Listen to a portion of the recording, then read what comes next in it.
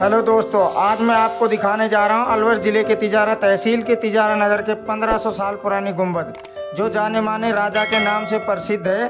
तो दोस्तों, अब आते हैं सीधे पॉइंट पर।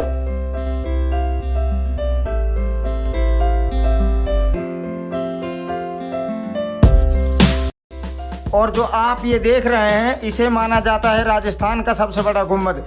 जैसा कि आपको हम दिखा रहे हैं, इसकी ऊंचाई है लगभग 240 फीट।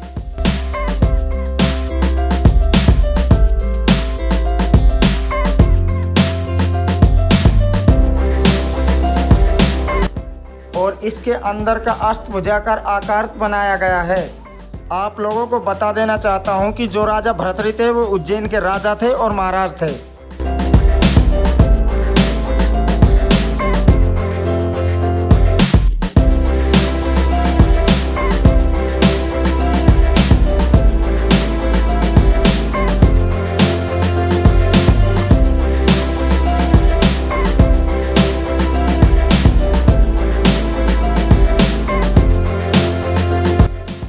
और जब उन्होंने राजपाट छोड़ा तो वो एक विस्मरणीय व्यक्ति बन गए। और विस्मरणीय व्यक्ति बनने के बाद उनकी ज़िंदगी के आखिरी पल अलवर ज़िले में बीते थे।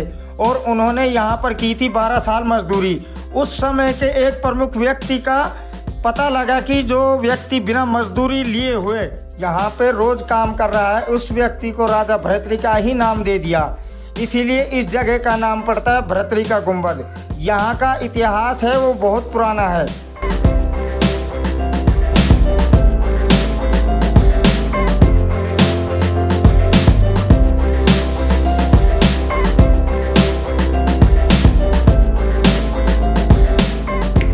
आप इनको जो देख रहे हैं, पत्थरों की सेमेंट्री को देखिए।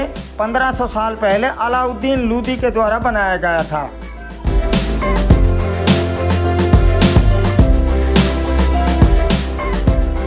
जो कि राजस्थान का सबसे बड़ा व सबसे ऊंचा गुंबद माना जाता है। जब आप इसके अंदर वाले हिस्से में जाएंगे तो बहुत बड़ा सर्कल देखेंगे। और इस सर्कल के बीचों बीच आप लोगों को यहाँ त्रिशूल, जहाँ पर एक मंदिर की छोटी सी आकृति दिखाई दे रही है। ऐसा बताया जाता है कि ये वाली जो प्रतिमा रखी गई है त्रिशूल के साथ में,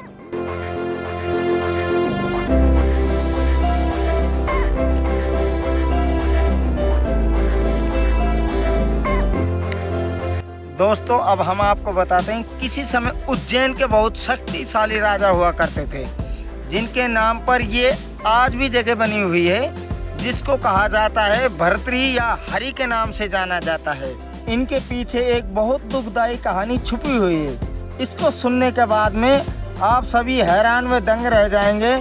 और बात करते हैं राजा भर्तृहरि की तीसरी पत्नी पिंगली। ऐसा बताते हैं, जब राजा भर्तृहरि के साथ रानी जी ने धोखा किया तो बहुत ज़्यादा दुखी होकर उन्होंने अपना राजपाट छोड़ दिया था। और उसके बाद वो बन गया था साधु व संत। और उसकी कहानी मैं आपको बताना चाहता हूँ। एक बार राजा भर्तृहरि के साथ में उनके दरबार में जाने माने उस समय के गोरखनाथ जी संत हुआ करते थे, जो बहुत ज़्यादा ज्ञानी हुआ करते थे। जब वो आए तो उनकी सेवा राजा भर्तृहरि किया करते थे। उनसे खुश होकर वे प्रसन्न होकर उन्होंने ऐसा फल दिया कि वे सदैव जवान बने रहेंगे। तो राजा ने सोचा कि क्यों ना मैं दे देता हूँ अपनी रानी पिंगली को ये फल, ताकि वो सदैव सुंदर बनी रहे। उनकी सुंदरता को देखकर उनकी लंबी उम्र हो जाएगी। लेकिन ऐसा माना जाता है कि हमारे इतिहासकारों के अनुसार में पिंगली उस समय किसी एक सैनिक को पसंद करती थी, और पिंगली ने वो वाला फल उस सैनिक को दे दिया था। और उसके बाद रानी पिंगली जिस सैनिक को पसंद करती थी, और उसने किसी दूसरी महिला को वो फल दे देता है जिसको वो पसंद करता था। और जो फिर उस महिला ने सोचा कि ये फल अपने राजा को दे देती हूँ, ये सोचकर कि राजा अपनी प्रजा की रक्षा करेंगे और उनकी लंबी आयु बनी रहेगी। जब वो फल घूमकर राजा भर्तृहरि के पास वापस पहुँचा तो वो बहुत ज़्यादा शौक हो गए। ये फल तो मैंने पिंगली रानी को दिया था। इसी दिन के बाद उन्होंने अपनी सारी मोहमाया या फिर राजपाट को छोड़कर अपना रूप धारण कर लिया, जिसको कहा जाता है साधु संत। और आप लोगों ने बहुत सारी कहानियाँ सुनी होंगी, जिन कहानियों के अंदर राजा भर्तृहरि के किस्से भी सुने होंगे।